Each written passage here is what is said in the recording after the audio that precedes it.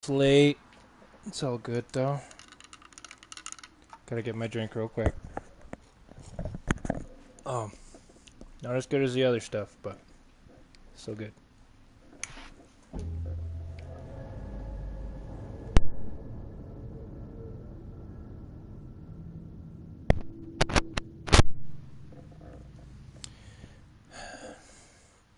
Okay, let me get my topics up here. Another sip of that drink. That was actually now that it's sitting on my tongue, it actually tastes really good. Mmm. Mmm. That's good stuff. Oh. Okay.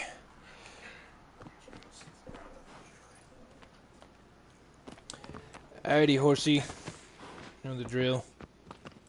Yeah. Okay. Yeah. Let's head whatever direction this is. So, it's been a good long while. School and whatnot. It's keeping me busy. You know, gotta get that PhD. Because I'm crazy. But anyway, I guess to start it off, first topic that we're going to talk about today is a question I've wondered a lot about. So let's start it with a history. Start it chronologically. So back when I was a kid, when I was like 14, right? I got super into metal and hardcore punk. Horse, what are you doing? Metal and hardcore punk. And they're very loud. They're very loud, they're very fast-paced. There's a lot going on in metal songs especially. Not as much as punk. I mean, well, that's stereotype. But, you know, there's a lot going on in a metal song.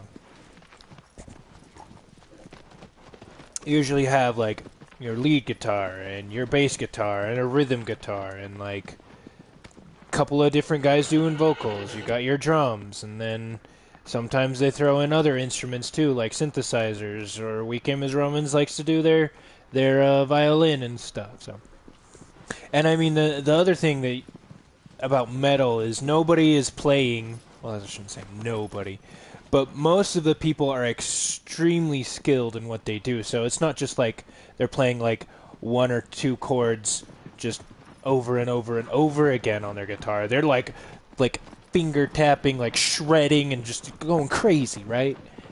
So there's a bunch of stuff going on in a metal song. And to make myself feel superior, because that's what I do, I'm an arrogant, not good person.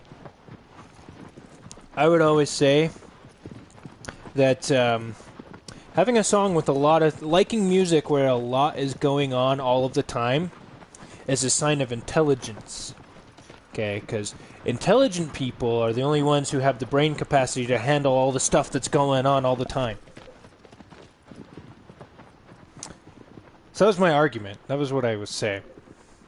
My tune has changed somewhat because as I've gotten older, as is generally the case with most people, my tastes in music have chilled out significantly. And with that, I mean, I am a super big fan of lo-fi hip-hop. There are a couple of pop songs out there that I really like, and the thing they all share in common is they're a little more on the DL. They're much more subdued. And, you know, with the literature that I like, one of the reasons why I like Japanese literature, why I like this game particularly, is because so much of it is just very, very subdued. It's very simple, it's not complicated, but it's very deep. So, and then as I've gotten older, this is the other thing that I have to throw in there. As I've gotten older, I've come to realize that I don't like the city. I don't like the city. I don't like the hustle and bustle. I don't like the constant barrage of stimuli, Greek. And so I've taken a much more relaxed, kind of let's really chew on things, on different ideas. Let's go somewhere quiet and peaceful, and just take in every little detail. Even though there's not a whole lot going on, let's just take in every detail and let's analyze things on a very, very deep level. Like a single flower. One of the reasons why I love Japanese culture is their flower arrangement. Actually, let's use flowers as a framing device here. So, Western flowers is the stuff that's got a lot going on. In Western flower arranging, you do want to put them in patterns and stuff, but generally, the more flowers, the better. You know? The more flowers, the better. Just all the time. Lots of bright colors. Just lots of flowers all the time. Japanese flower arranging, also known as ikebana, which means living flower, is not that. What you do is you get a small number of flowers, and you arrange them in such a way that they make use of the negative space. The negative space is just as important as the positive space. But, you know, with one or two flowers, they can make an aesthetic that is very pleasing because it only has two flowers. So, again, with that second one is like kind of how I am a little more now. I'm much more relaxed and just analyzing things very deeply, doing the most with the least possible. So, my first question here, the first topic that we have, is which is a better sign of intelligence? Somebody who appreciates, but constantly needs stimuli to stay engaged. Somebody whose brain is just going at 1,000,000 miles an hour all the time. Or somebody whose brain isn't operating that fast, but analyzes every little detail, analyzes the smallest things. So who's the smarter person? The person who likes the flower arranging where there's lots of flowers all the time, or the person who likes the ones where there are a few flowers here and there? It's a question I've struggled with. It sounds like I've torn myself up about it. Personally, I think there are multiple kinds of intelligence. There definitely are people who are intelligent who do need constant stimuli. I would tend to think of those guys as more empirical, more like math-oriented type stuff, you know, just hard numbers. Their brain's just always going at 1,000,000 miles an hour. And then the people who analyze things very deeply are much more humanities. If we're talking about like school subjects, they're much more humanities oriented. They like reading books and understanding emotions and, you know, connecting things like that. So, my opinion, and I mean, you guys can form your own opinions about it, and it would have been nice if we did have one viewer up here. I probably should have said something. Form your own opinions on it. Like, what do you guys think? Which one are you? Anybody who I know who's watching this, next time I see you, let's talk about which one you are. Because, for my part, again, I feel like, I mean, there are times where, especially in today's world, where I do feel like I need constant stimulus. There's a wonderful video by CGP Grey talking about, you know, the effect that social media and constantly being connected has on our minds. And he noticed he was starting to have a problem when, you know, podcasts and videos and things were following him into the shower. And the shower, he says, there is no other area, there is no more sacred of a space. There is no other space in history that is responsible for birthing good ideas. Because in the shower, you have time to let your brain really soak in everything that has been given. You know, you have time to chew on things and come up with new ideas. So CGP Gray's video, essentially, he was like, if something's following you in the shower, that probably means you need to take a step back. And you need to disconnect a little bit, just get get in touch with the calmer part of yourself, instead of constantly being hounded by stimuli all the time.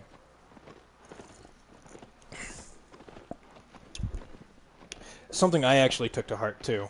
I I used to be in that boat too. I was listening to podcasts, just trying to find content on YouTube to listen to all the time. And I was like, the shower especially, because for me, it was like, well, you know, if I listen to it in the shower, I'll be able to digest it better because, you know, everybody digests everything better. I'll be able to chew on it, and it'll make a boring task like showering not boring. That's what I told myself initially, but I think as time went on, it was more a need. Like, I was just so used to constant content all the time. Like, I watch so much content, guys. Like, it's ridiculous. Like, I work at T-Mobile, and I'm always talking about data, how much data people are using. And I use about 35 gigabytes of data a month, and most of that is YouTube. Most of that is watching just podcasts, watching analysis videos. Well, and now that I've burned through a lot of the analysis videos and whatnot, and nobody's posting anything that I'm particularly interested in, I've been watching really stupid things and opinion pieces that aren't particularly intriguing.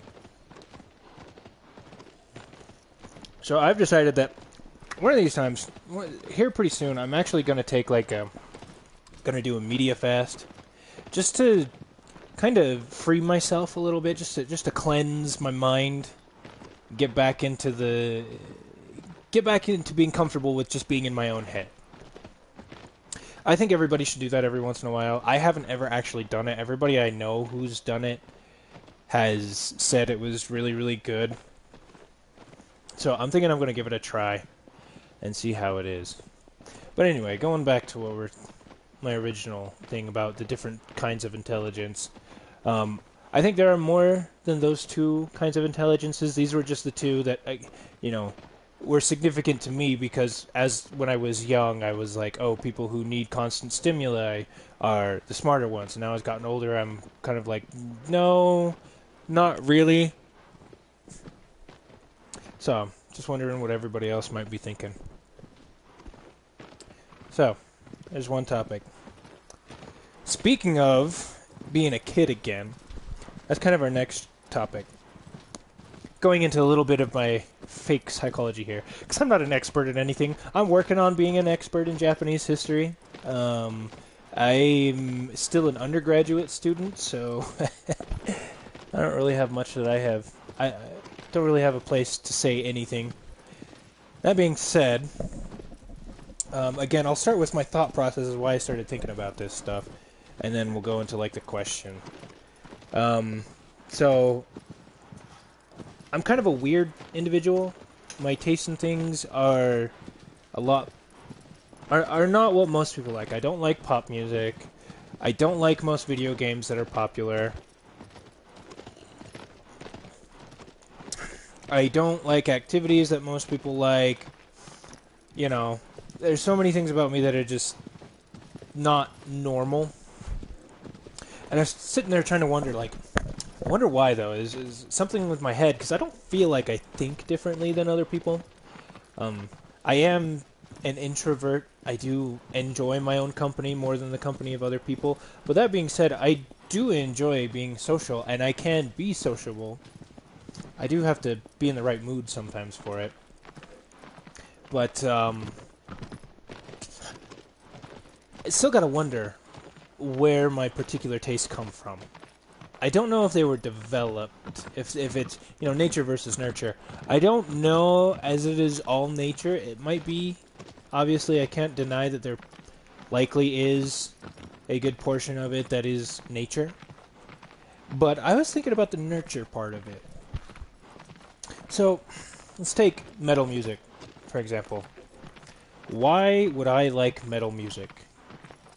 This is thrown in against some psychology theory, and that one animal training class, back when I was in middle school, I was in the animal training club.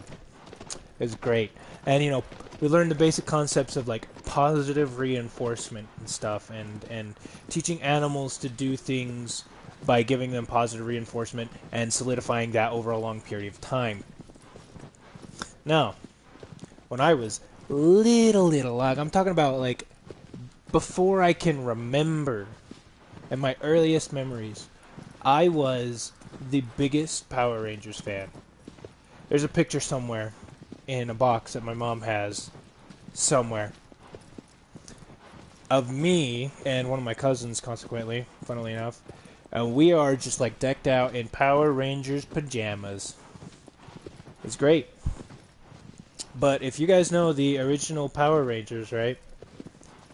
Their theme song is freaking like this power metal with this shredding guitar and just the go Power Rangers, kind of like that, like that 80s, a little bit of that like 80s feel to it, but it's still in the 90s. It's just like metal, like yeah. And I liked Power Rangers because Power Rangers was, they were powerful. Like, they were physically capable. Everybody wants to be physically capable. Like, I feel like everybody wants to at least have the ability that if somebody is getting in your face or somebody is being disagreeable, that you could just be like, cha-cha-cha-cha-cha-cha, Like, everybody wants that. Come on. So there's Power Rangers, but then also growing up, and, take this for what you will. Please don't harp on my parents too hard. But I was also a massive fan, for much the same reasons, of Mortal Kombat, the movie. Again, a lot because it was fighting. Because of freaking ninjas, dude! Scorpion and Sub-Zero were my boys. Well, Scorpion, specifically, was always my favorite. And then in that movie, in the Scorpion fight specifically, because that was my favorite. Scorpion was my favorite. Like, if you listen to the music in it, it is some, like, heavy guitar riffs and stuff. And it's awesome. Also in that movie, when Reptile fights, there's a really cool EDM song. But I think between those two things, as a kid, every time I'd see something I'd hear metal. And so I naturally was just like, metal. Well, it's just subconsciously my brain started associating things I like with metal music. And I also remember when I was like 12, 13 maybe, we got Sonic Heroes, and the final boss music for that was freaking awesome. Oh, Sonic the Hedgehog, Sonic Adventure and stuff. Even before that, man. Sonic Adventure 2. Excuse me. Sonic Adventure 2.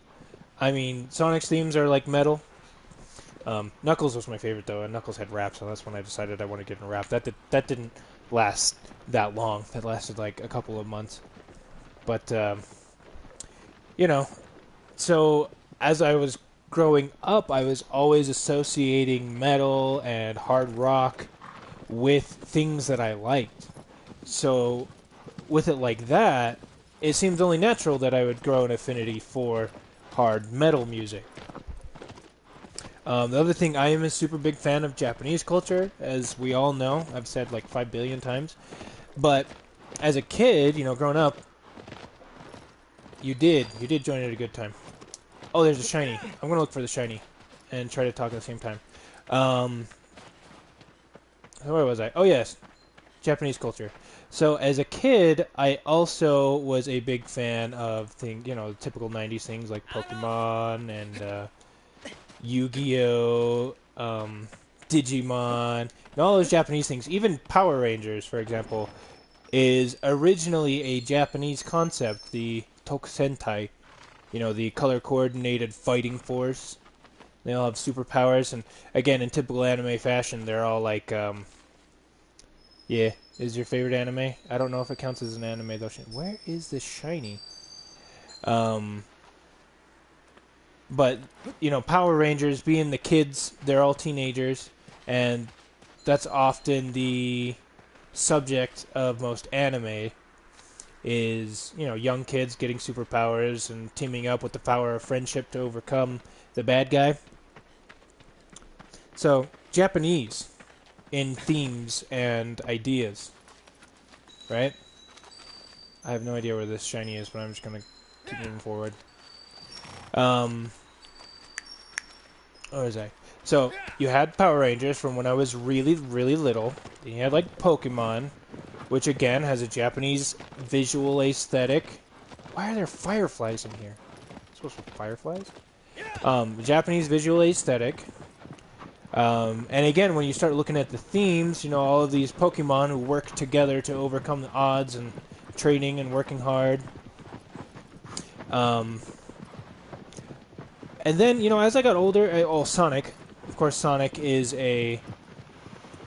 Actually, I would say Zelda probably had more of a thematic and emotional impact on me than Sonic did, if I'm going to be honest. But, you know, you see Japanese themes in these games, like, these really subtle undercurrents of things. And, again, as I was growing up and I was always around them, and I always associate them with things that I liked. I remember one of the big things that did it for me was Devil May Cry. Because, again, Virgil, the character Virgil in that game, uses a katana, and he's just the coolest dude ever. And the way he fights is very, like, precise and exact, measured, and fluid, but also, like, aesthetically pleasing, which, you know, is a Japanese thing. And so I gained an appreciation for katanas in that way, and by extension, you know, samurai, etc., and then just one thing led to another. And so over time, all of these things have combined to help mold my tastes into what they are. Now again, the question is, how much of that has or is influencing me, and how much of it is me just kind of deciding or finding something new that I really liked, and deciding from there that I like it. For example, I remember I was not particularly interested in learning about Japanese culture or the Japanese language or anything Japanese until I was like 17 years old. And what did it for me is because, again, I had always grown up around Japanese stuff, but I was always a little wary, especially of anime, because I had one cousin who was going through an emo phase in those days, and she tried to get me to watch Naruto, and I watched the one episode. I haven't actually watched Naruto for much the same reasons I didn't want to back then, but she showed me the one episode where Sasuke's older brother, I think it is, like, murders his entire village. And so I have my emo cousin back in, like, the mid 2000s, when emos were weird. When emos were weird, man, and I didn't want anything to do with them. Well, but emos were weird. This was also before I was even into, like, punk music too. Emos were weird, and I got my emo cousin showing me this anime of some dude just slitting up a bunch of people, and it's dark, and it's dreary, and I'm just like, nah, man. Nah, man. Not interested. Not interested in this at all. And then I got to high school, and in, like, my junior year, I would see kids wearing... Actually, not even my freshman year. That's what Naruto does to you? No, thank you. I don't want that.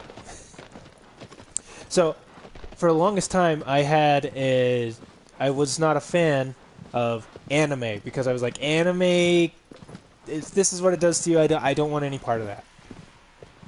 And I don't remember specifically why, but I developed an affinity for the Teen Titans show. You know, the Teen Titans animated series that was on Cartoon Network. And I watched the movie, and they go to Tokyo. And there's one scene where Beast Boy is chasing around a Japanese girl who he doesn't know is actually a villain in disguise. But chasing around this Japanese girl, and she eventually reveals her disguise. Like she takes off, she what's the word?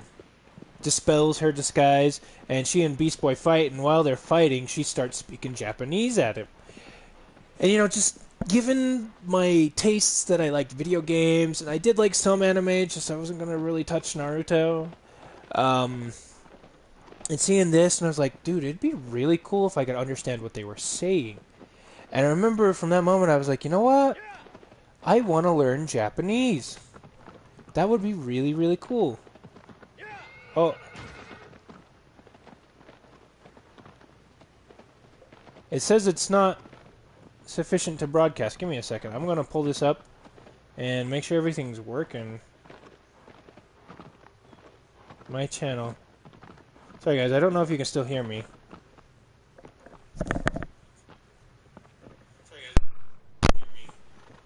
Okay, it looks good. Alright, I gotta back up so I can jump over this thing. Where was I? So, all of these things came together, and I was like, you know what? I want to learn Japanese. So I asked my friend if I could borrow his Rosetta Stone. He lent it to me. I started looking up things on the internet. I was already decent at learning languages, because I had studied Spanish all through middle school and high school, so I already had a somewhat tentative base in learning another language. And so just through, and this is also when I started getting into anime, because I was like, what would be good practice is if I watched anime in Japanese. And so I watched some anime, I looked up online for resources, I did the Rosetta Stone. And then I would serve the mission in Japan, where that's where I actually learned Japanese, and I developed an actual love for Japanese culture. So, but again, how much my decision to... Because I remember that specific point. It was, again, after I had seen that Teen Titans movie, and I was just like, you know what? I want to learn Japanese. And so I have to wonder how much of that was influence from when I was young, and how much of that was me in that moment just going, I want to learn Japanese, How much influence does our childhood have on us? I would like to think it's a lot. As a historian, historians absolutely hate the well, things just happen, just 'cause. Historians hate that crap. They hate it. Give me a second.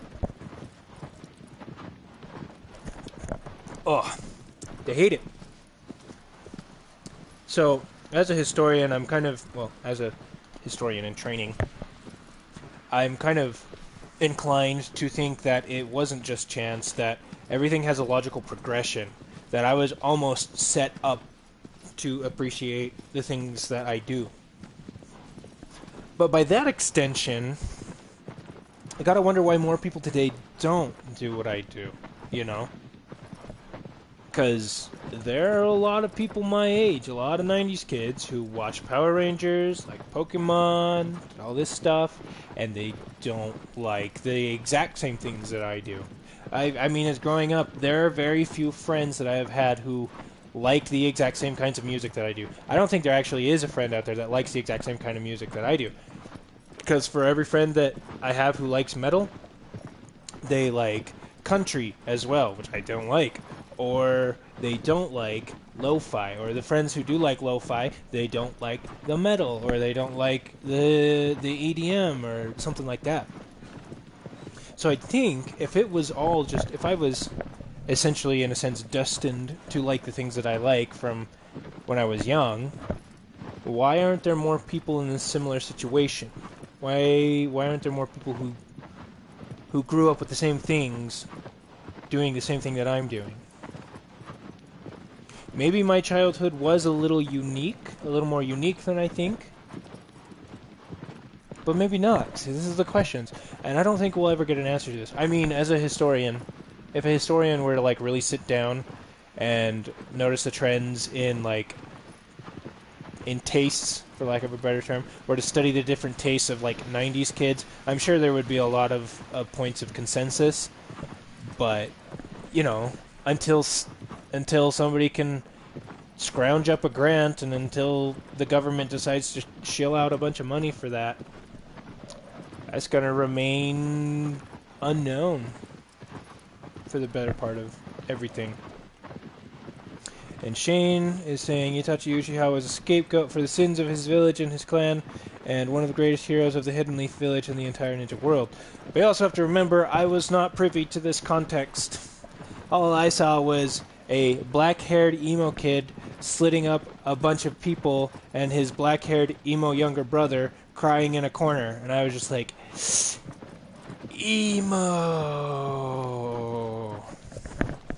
And, you know, given my... I've just before I left for Japan, I was a big fan of Bleach. I watched all of Bleach. I watched all of Rurouni Kenshin. I watched all of Shaman King. I watched a lot of shonen anime. And I thought they were great. I got back from my mission from Japan, and I tried rewatching Bleach. Got maybe 2 episodes in and was just not interested. Then like a year later after that, I tried one more time. I got partway through the first episode and was just like, nah man, not interested. Another time I tried rewatching Rurouni Kenshin. Wasn't a fan. I couldn't get into it anymore. And I could get into My Hero Academia. There's just some things about My Hero Academia that are just amazing. Don't have time for a full-blown analysis here. But, like most shonen anime, I would not want to go back to. So if that's the case, and Naruto being like one of the premier shonen anime, I doubt I would like it, especially considering it's got like 300 episodes or something. What's the episode count on this thing? Like, obscene is what as all shonen anime are, you know? At least it's not One Piece level. I have a cousin who's been trying desperately to get me to watch One Piece, and my first thing is like, well, what I was going to say was I don't like stories without an overarching narrative. Let's see. Nobody knew until he let himself be killed by his younger brother for his sake, which is why it was one of the most heartbreaking things in all of Naruto. I'll take your word for it. Where was I? Oh, so I have a cousin who's trying to get me to watch One Piece, and what I was originally going to say was I don't like shows that don't have an overarching narrative, which One Piece doesn't. It kind of like, you know, it just constantly ever expanding universe. And there are many arcs within the whole thing, but there's not like, it's almost episodic, you know? And what I was originally going to say is I'm not into that, but that's not true because my favorite show ever is Mushishi, and again, that doesn't really have an overarching narrative either. But the reason why I like Mushishi and not One Piece, because Mushishi is, as I've said as I started this thing, Mushishi is subdued, it is calm, it is contemplative, it's not popping out at you, it's very down to earth despite being about supernatural occurrences, and it's just so subtle and clean. One Piece is not that. One Piece is wacky and high energy and all of that stuff. Now, I could get away... Man, this has gone into a big old anime review. I'm sorry if any of you guys aren't actually interested in anime stuff, but this is where we're going. I could... So I didn't like One Piece because it was high energy and just all over the place all the time. Come on, horse, what are you doing? And I don't like that. I could forgive it in Gurren Lagann because there was the writing in Gurren Lagann about how it presented its themes and how it told a bigger story and had a bigger thing to say. and how masterful some of that was done, that I could overlook the wackiness. Or the wackiness would, yeah, like I could overlook it.